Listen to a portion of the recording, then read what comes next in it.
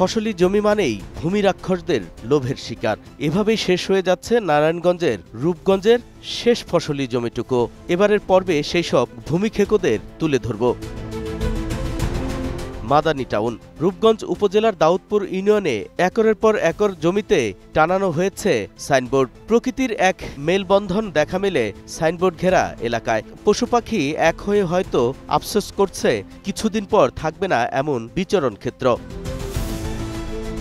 স্থানীয়রা জানান, ক্ষমতা আর টাকার জোরে সাইনবোর্ড টানাচ্ছেন মাদানীর মালিকপক্ষ। এইখানে বলতে গেলে আমি যে বলি আমার দেহান দিলে আমার এই করবো না, বুঝেন না, এইখানে এদের লাইসেন্সই নেই।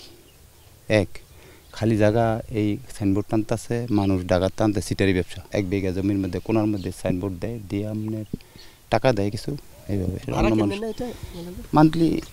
মান্থলি কিছু টাকা দেয়। আমরা সেখানে পৌঁছালে দেখা মেলে একজনের, যিনি কথিত সাইট অফিসে ছিলেন, কিন্তু 21-এর চোখের ক্যামেরা দেখেই মুখ লুকানোর চেষ্টা করেন।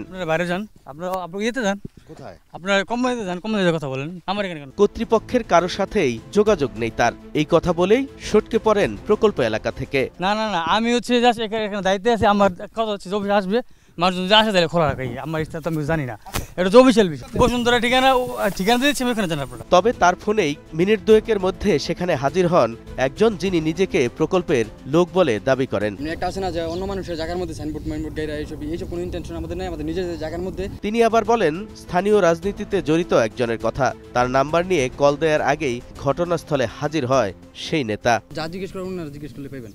আচ্ছা, ওনার নাম কি? ওনার নাম মৃদুলা কান্দা। আচ্ছা, আমি কথা বলে নেবেন। তিনি জানান, প্রকল্পের খবর জানেন আরো বড় নেতা, থানা বিএনপির সভাপতি। আমাদের সাথে মোবাইলে কথা বলেন মাদানীর এমডি পরিচয় দেয়া একজন। ইওনো আপনাদের এই সাইনবোর্ডগুলো ভেঙে দেওয়ার কারণ কি ছিল? তিনি নিজেই স্বীকার করেন, অনুমোদন ছাড়াই শুরু করেছেন ব্যবসা। আমাদের অনুমোদন আছে না, নাই কে বলছে আপনারা? ইওনো বলছে? হ্যাঁ, অনুমোদন ইওনো তো তাই বলছে। আমাদের অনুমোদনের জন্য প্রসেস চলতেছে। আচ্ছা, সেটা আর কি। আমাদের নতুন তো, কোম্পানির বয়স তো কম, পরিমাণ আমাদের তেমন কিনা হয় নাই। আমরা 16-17 বিঘার মতো কিনে গেছে আমাদের। কারণ নিলে 30 বিঘা না হলে তো অনুমোদন দিবে না। ল্যান্ড মাফিয়ারা সবসময় থাকেন পর্দার আড়ালে।